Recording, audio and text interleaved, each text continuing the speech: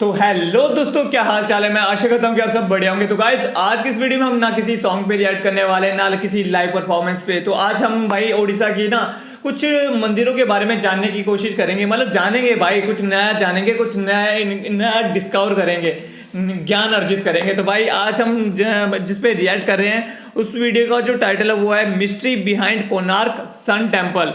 तो भाई मेरे को पर्सनली सिर्फ नाम पता है कि कोणार्क टेम्पल है, लेकिन हाँ इसके पीछे क्या रहस्य है, क्या चीज़ें हैं इसके पीछे, वो मुझे कुछ भी नहीं पता, लिटरली कुछ नहीं पता। तो बस आज के इस वीडियो में हम इसी वीडियो के ऊपर रिएक्ट करेंगे और जानेंगे भाई एक्चुअली में क्या क्या मिस्ट्री छुपी हुई है इस टेम्पल में। तो भाई वीडियो बहुत ज़्यादा इंटरेस्टिंग होने वाली है, इसलिए वीडियो को बिल्कुल भी स्किप नहीं करना और एंड तक जरूर देखना। और अगर आपको हमारी वीडियो में कुछ भी अच्छा लगेगा ना तो वीडियो को लाइक शेयर और चैनल को जरूर सब्सक्राइब कर देना। 10,000 का टारगेट रखा है तो जल्दी से सब्सक्राइब करो जाकर। तो चले आप जल्दी से जाते हैं स्क्रीन पर और रिएक्ट करते हैं इस वीडियो के ऊपर। आखिर क्या वीडियो है, क्या रहस्य हमें जानने के लिए मिलता है यार इसमें। तो चलो। और भाई अगर आप ये चाहते हो इन फ्यूचर में हम ऐसी वीडियोस मतलब ऐसी वीडियोस पे रिएक्ट करें तो भाई आप कमेंट सेक्शन में बोल देना कि हाँ भाई ऐसी वीडियोस लाते रहो, तो हम जरूर से ऐसी वीडियोस भी लाते रहेंगे। तो चलो चलते हैं स्क्रीन पे और करते हैं इस वीडियो पे रिएक्ट। तो चलो 1 2 3 गो। दोस्तों, हमारे भारत में ऐसे सैकड़ों प्राचीन भव्य मंदिर मौजूद हैं जो अपने बेमिसाल स्ट्रक्चर और खूबसूरती से आज की मॉडर्न इंजीनियरिंग और साइंस को भी हैरान करके रख देते हैं। और उन्हीं में से एक है कोणार्क सूर्य मंदिर, जिसे भारत के सबसे रहस्यमयी मंदिरों में शुमार किया जाता है। दरअसल इस मंदिर से जुड़े ऐसे कई रहस्य हैं जिनके जवाबों की खोज अभी भी की जा रही है। बताया जाता है कि किसी समय इस मंदिर के शीर्ष पर एक स्पेशल किस्म की विशालाकार चुंबक लगी होती थी, जिससे मंदिर में मौजूद सूर्यदेव की मूर्ति हर समय हवा में लटकी रहती थी। ऐसे में सवाल उठता है कि आज से सैकड़ों साल पहले इस मंदिर को आखिर किस तरह से बनाया गया होगा और क्या वजह है कि इस मंदिर का मेन गेट पिछले 118 सालों से बंद पड़ा हुआ है। इस मंदिर के बारे में इसी तरह की और भी बहुत सी रहस्यमयी बातें हम आज की हमारी इस वीडियो में बताने वाले हैं। तो चलिए अब इस वीडियो को शुरू करते हैं। दोस्तों, कोणार्क मंदिर भारत के उड़ीसा राज्य में पुरी शहर से 35 किलोमीटर की दूरी पर कोणार्क नाम के एक टाउन के अंदर स्थित है। बताया जाता है कि इस मंदिर को पूर्वी गंगवंश के राजा नरसिंह देव प्रथम के द्वारा सन 1250 ईस्वी के आसपास बनवाया गया था। राजा नरसिंह देव ने ये मंदिर भगवान सूर्यदेव को समर्पित करके बनवाया था, जिसमें सूर्य देवता की एक विशाल और भव्य मूर्ति स्थापित की गई थी। यहाँ तक कि इस मंदिर की संरचना भी सूर्यदेव के रथ की तरह की गई है। दरअसल हिंदू धर्म में सूर्यदेव को पूरे ब्रह्मांड के जीवन का स्रोत कहा जाता है और माना जाता है कि सूर्यदेव आकाश में एक रथ पर सवार होकर यात्रा करते हैं, जिसको 7 बेहद ताकतवर घोड़े खींचते हैं। इसी काल्पनिक रथ से इंस्पायर होकर इस मंदिर का डिजाइन तैयार किया गया है, जिसके चलते ये सूर्यदेव के रथ के जैसा ही नजर आता है। इस मंदिर के दोनों तरफ पत्थरों के 12 जोड़ी पहिए लगाए गए हैं। साथ ही 7 घोड़े इस मंदिर के आगे की तरफ इस तरह से बनाए गए हैं कि उन्हें देखकर लगता है मानो वो मंदिर को खींचकर आगे ले जा रहे हों। मंदिर के दोनों तरफ बने ये पहिए सुंदर होने के साथ ही प्राचीन भारतीय इंजीनियरिंग का एक बेहतरीन नमूना भी है। दरअसल ये 12 पहिए साल के 12 महीनों को दर्शाते हैं और इन पहियों की मदद से समय का सही अंदाजा लगाया जा सकता है। असल में ये पहिए एक ऐसे सनडायल का काम करते हैं जो सिर्फ घंटे ही नहीं बल्कि मिनट और सेकंड्स तक का समय बताते हैं। अब जाहिर सी बात है, उस समय घड़ियां तो थी नहीं, इसलिए लोग इन पहियों को देखकर ही समय का पता लगाते थे। इसके अलावा इस मंदिर का रुख भी इस तरह से है कि सुबह की पहली किरण सीधा मंदिर के प्रवेश द्वार पर पड़ती है, जो दिखने में वाकई एक अद्भुत दृश्य नजर आता है। इस मंदिर की दीवारों पर नक्काशी और मूर्तिकला का भी बेहतरीन काम देखने को मिलता है और यहाँ बनाए गए हर एक स्कल्पचर का अपना एक अलग मीनिंग है। जैसे इस स्कल्पचर को ही देख लीजिए, जिसमें ऊपर की तरफ शेर, उसके नीचे हाथी और उनके नीचे इंसान दबा हुआ नजर आ रहा है। एक्सपर्ट्स बताते हैं कि इस स्कल्पचर में शेर इंसान के अहंकार को दर्शाता है और हाथी इंसान के इमोशन को। तो इस तरह इस मूर्ति का मतलब ये निकल कर आता है कि इंसान अपने झूठे अहंकार की वजह से बनी इमोशंस में कैद होकर जिंदगी भर फंसा रह जाता है। यानी अपने अहंकार पर काबू पाकर ही कोई मनुष्य सही मायनों में इंसान बन सकता है। दोस्तों, ऐसी बहुत सी चीजें हैं जो इस मंदिर को इतना ज्यादा खास और रहस्यमय बनाती है, लेकिन उन सभी में सबसे ज्यादा मशहूर वो विशालकाय चुंबक है जो कभी इस मंदिर के शीर्ष पर लगी होती थी। हालांकि ये बात ऐतिहासिक रूप से आज तक साबित नहीं हो पाई है, लेकिन फिर भी बहुत से एक्सपर्ट्स ये मानते हैं कि इस मंदिर के अंदर लोडस्टोन नाम का एक 52 टन वजनी पत्थर लगाया गया था, जो कि एक प्राकृतिक चुंबक के रूप में जाना जाता था। इस विशाल चुंबक की वजह से ही मंदिर के अंदर स्थापित की गई भगवान सूर्यदेव की मूर्ति हमेशा हवा में लटकी रहती थी, और मूर्ति का इस तरह हवा में लटके रहना अपने आप में किसी अजूबे से कम नहीं था। अब इस चुंबक के साथ क्या हुआ और आज के समय में ये कहाँ पर है, इन सवालों को लेकर अलग अलग लोग अलग अलग कहानियां बताते हैं, जिसमें सबसे फेमस थ्योरी ये है कि शुरुआत में ये मंदिर समुद्र के किनारे पर हुआ करता था, लेकिन समय के साथ धीरे धीरे समुद्र का पानी कम होता गया और ये मंदिर किनारे से कई किलोमीटर दूर हो गया। कहते हैं कि इस मंदिर में लगाया गया वो चुंबकीय लोड स्टोन इतना स्ट्रॉन्ग था कि उसकी वजह से समुद्र में गुजरने वाले पानी के जहाजों का कंपास तक काम करना बंद कर देता था और वो जहाज यहाँ से गुजरते हुए अपनी दिशा भटक जाते थे। कहा जाता है कि पुर्तगाली नाविक अपने जहाजों को बचाने के लिए इस मैग्नेट और भगवान सूर्यदेव की प्रतिमा को मंदिर से निकालकर अपने साथ ले गए थे, और इस मंदिर से मैग्नेट का निकलना ही इसके गिरने की असल वजह बना था। दरअसल कुछ एक्सपर्ट्स का ये मानना है कि इस मंदिर के स्ट्रक्चर को मजबूती देने और इसे खड़ा रखने में उस मैग्नेट का बहुत बड़ा रोल था, क्योंकि इस मंदिर को बनाने में जो पत्थर इस्तेमाल किए गए थे उन पत्थरों के ब्लॉक्स के बीच में लोहे की प्लेट्स लगाई गई थी ताकि मैग्नेट की पावर से सभी पत्थर अपनी जगह जमी रहे। ऐसे में जब इस मंदिर के ऊपरी हिस्से से उस मैग्नेट को निकाल दिया गया तो मंदिर का पूरा स्ट्रक्चर बेहद कमजोर हो गया, जो समय के साथ साथ धीरे धीरे नष्ट होता चला गया। इसके अलावा कुछ लोग ये भी दावा करते हैं कि इस मंदिर को पुर्तगाली नाविकों ने नहीं बल्कि भारत में घुसे विदेशी आक्रमणकारियों ने नष्ट किया था, और साथ ही इस मंदिर में स्थापित की गई मूर्तियों में से एक मूर्ति उड़ीसा के पुरी टेम्पल में आज भी स्थित है और एक मूर्ति दिल्ली के नेशनल म्यूजियम में रखी हुई है। हालांकि इनमें से कोई भी बात ऐतिहासिक रूप से साबित नहीं है। दोस्तों, इस बात में कोई शक नहीं कि कोणार्क मंदिर बेहद अद्भुत और सुंदर नजर आता है, लेकिन मंदिर का जो हिस्सा हम लोग आज देखते हैं वो असल में पूरा मंदिर नहीं है। दरअसल इस मंदिर में कुल 3 मंडप हुआ करते थे, जिसमें 2 मंडप कई सदियों पहले पूरी तरह नष्ट हो चुके थे और आज इसका सिर्फ 1 मंडप ही बाकी रह गया है। अब इस मंदिर के बाकी हिस्सों के नष्ट होने के पीछे भी लोग अलग अलग कारण बताते हैं। कुछ लोग कहते हैं कि मंदिर के वो हिस्से आक्रमणकारियों के द्वारा किए गए हमलों की वजह से नष्ट हुए थे, तो कुछ एक्सपर्ट का मानना ये है कि ये मंदिर कभी बन ही नहीं पाया था और मंदिर के जो हिस्से अधूरे रह गए वो समय के साथ धीरे धीरे खुद ही नष्ट हो गए। अब इनमें से कही गई कौन सी बात सही है और कौन सी गलत, ये कह पाना मुश्किल है, क्योंकि एक्सपर्ट अभी भी इस मंदिर के नष्ट होने का असल कारण पता लगा रहे हैं।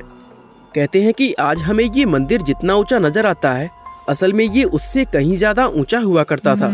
यहाँ तक कि समुद्र में सफर करने वाले नाविक इस मंदिर के शिखर को अपने जहाजों से ही देख लिया करते थे।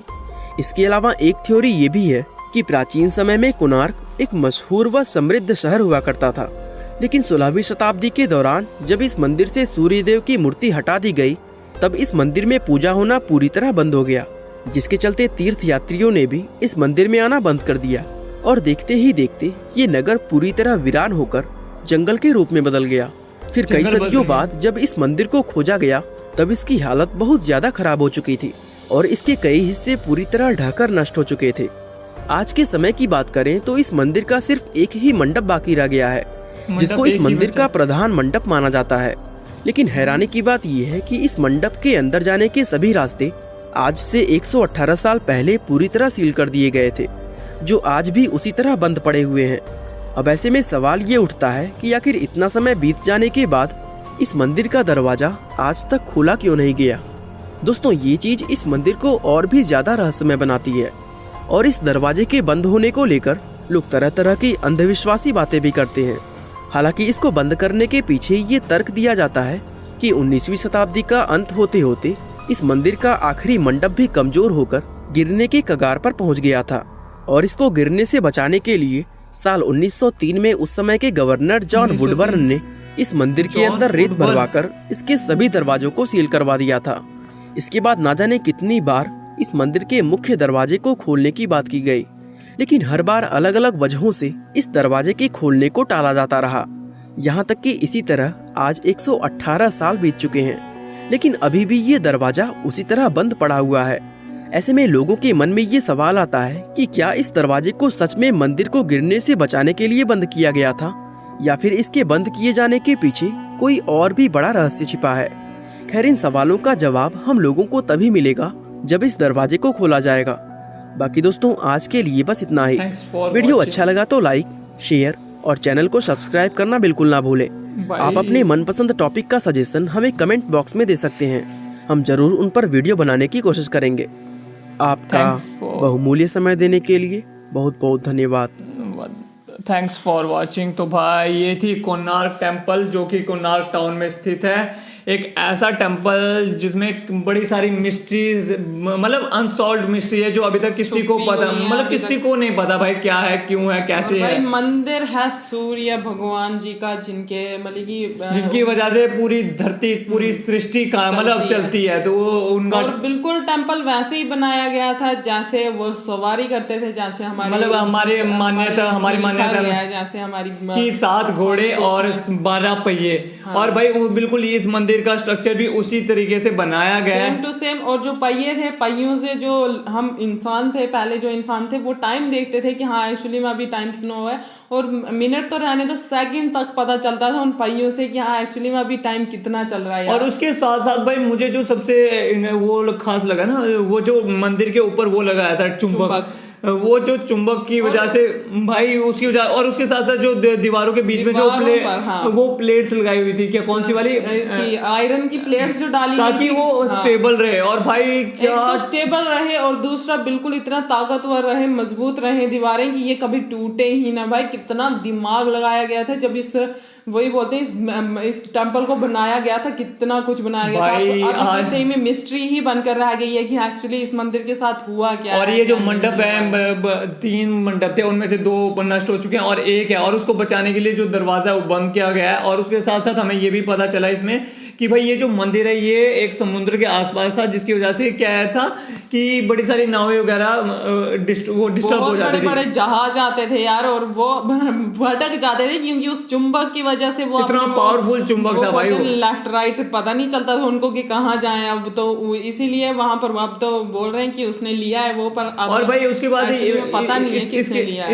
इसके अलावा भाई इतनी सारी मिस्ट्रीज बताई कि जो अभी तक किसी को पता। और भाई अभी भी इतनी सारी मिस्ट्रीज है। दरवाजा क्यों बंद हुआ है, अगर किसी को पता है तो आप बता देना, क्योंकि हमें तो नहीं हमें पता नहीं है। और भाई इसके अलावा हमने पहली बार कोणार्क टेम्पल जो है ये कोणार्क टाउन में ही स्थित है।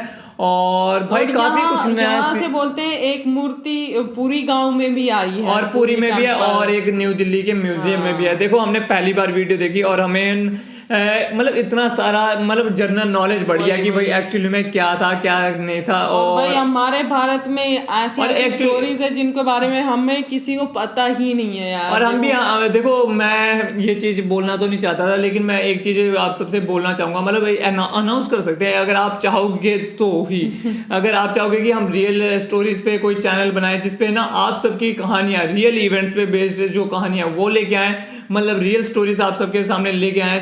मैंने प्लान किया था काफ़ी टाइम पहले, क्योंकि हमारे जिस एरिया से हम बिलोंग करते हैं ना, हमारे पास भी बड़ी सारी अनटोल्ड स्टोरीज है, रियल स्टोरीज है जो आंखों के सामने हुई है, मतलब बड़े सारे हादसे जो हुए हैं। तो हमने प्लान किया था कि उन पे स्टोरी बनाए, तो क्यों ना हम उस पे एक चैनल बनाए, उस पे ये सारी स्टोरीज डालें। मतलब कुछ स्टोरीज तो आपके पास भी होंगी, कुछ हमारे पास होंगी, तो क्यों ना अगर आप चाहते हो तो मिक्सअप कर लिया जाए और आपको हमारे कल्चर के बारे में या हमारी अनटोल्ड स्टोरीज के बारे में पता चले। और हम तो क्योंकि देखो आजकल पॉडकास्ट बड़े चल रहे हैं, लेकिन पॉडकास्ट पे आते हैं भाई बड़े बड़े लोग जो हमें तो बहुत इंटरेस्ट है कि हम एक्सप्लोर करें चीजों को। हमें ये नहीं है कि हाँ हम बड़े लोगों को लाएं, क्योंकि हम नहीं ला सकते यार, सिंपल सी बात है। और भाई हमने प्लान किया था कि भाई जो कॉमन मैन है ना, क्योंकि मेरे हिसाब से कि जो कॉमन लोग हैं ना, जो धरती से जुड़े हुए लोग हैं, ऐसे नहीं है कि जो बड़े बड़े लोग हैं वो धरती से मतलब वो काफी मतलब वो एक्सपीरियंस सुनाते हैं हमें,